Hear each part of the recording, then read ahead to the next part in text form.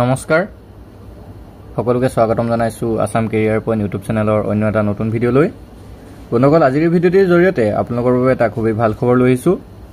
পুনৰ অসম চৰকাৰৰ ফালৰ পৰা পিডব্লিউডি ডিপাৰ্টমেণ্টৰ পৰা কিছুমান পদ মুকলি কৰা হৈছে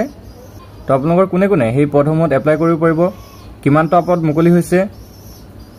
তাৰ বাবে এজ ক্ৰাইটেৰিয়া কি হ'ব আপোনালোকৰ কেতিয়াৰ পৰা ষ্টাৰ্ট হ'ব এপ্লাই আৰু লাষ্ট ডেট কেতিয়া সেই হবিহে সকলো তথ্য আজিৰ ভিডিঅ'টিত জনাই দিম হেহে আপোনালোকে ভিডিঅ'টো শেষলৈকে ভালদৰে চাই থাকক বন্ধুসকল আপোনালোকে যদি আমাৰ চেনেলটোত প্ৰথমবাৰৰ বাবে আহিছে তেনেহলে আমাৰ চেনেলটো সাবস্ক্ৰাইব কৰি ল'ব আৰু কাষতে থকা বেল আইকনটো দবাই দিব যাতে এনে ধৰণৰ ভিডিঅ' দিলে আপোনালোকে সকলোতকৈ আগত পাই যাব পাৰে তো ইয়াতে চাওক আমাক কি দিয়া আছে পিডব্লিউডি আসাম ৰিক্ৰুটমেণ্ট 2024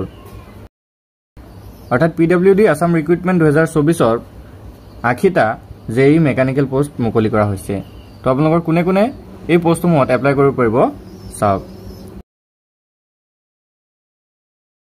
তো ইয়াৰ এপ্লাই লাষ্ট ডেটটো হৈছে 5 জুন 2024 তো 5 জুন 2024 ৰ ভিতৰত আপোনালোকে এপ্লাইটো কৰি ল'ব তো ইয়াতে চাওক কি দিয়া আছে আসাম পাব্লিক সাৰ্ভিস কমিশন অৰ্থাৎ এপিএসসি ফালৰ পৰা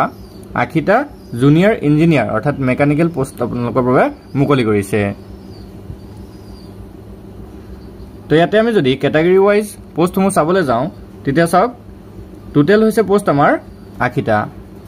আৰু পোষ্টসমূহ হৈছে junior engineer mechanical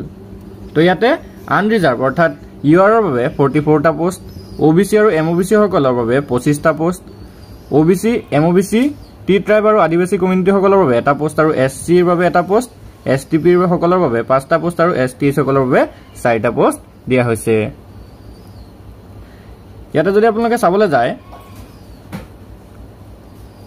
name of the department হৈছে পাব্লিক ওয়াৰ্কছ ৰোডছ অৰ্থাৎ PWRD and public works building and national highway department ইয়াৰে যেটো স্কেল পে হ'ব হেতু হ'ব 14000 ৰ পৰা 60500 পৰ্যন্ত আৰু গ্ৰেড পেটো হ'ব আপোনালোকৰ 8700 পৰ্যন্ত এতিয়া আপোনালোকে এজ ক্ৰাইটেৰিয়া আৰু এলিজিবিলিটি ক্ৰাইটেৰিয়াটো আপোনালোকে চাই লওক তো আপোনালোকৰ যদি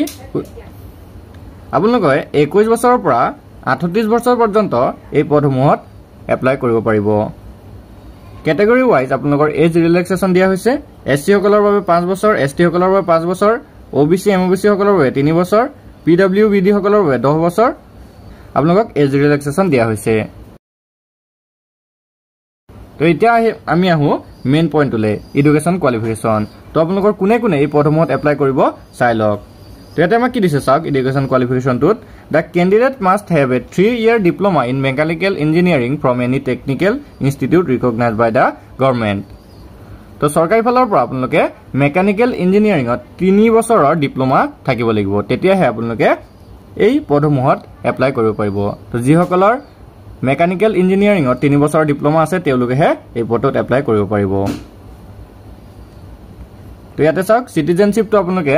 must be Indian citizens as a defined in article 5 to 8 in the constitution of India অৰ্থাৎ আপোনালোকে ভাৰতৰ নাগৰিকত্ব থাকিব লাগিব ইয়াতে এপ্লিকেশন ফিজটো যদি আমি চাবলৈ যাওঁ তেতিয়া জেনেৰেল আৰু ইডব্লিউ সকলে 297.20 অৰ্থাৎ 297.20 টকা দিব লাগিব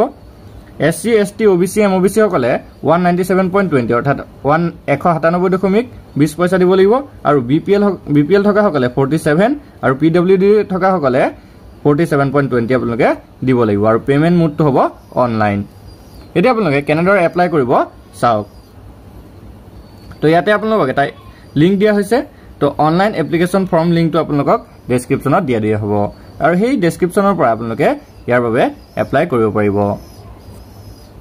তো আপোনালোকক ইয়াতে এটা এডুকেশ্যনৰ ডিটেইলসমূহ সকলোবিলাক ফিল কৰি দিব আৰু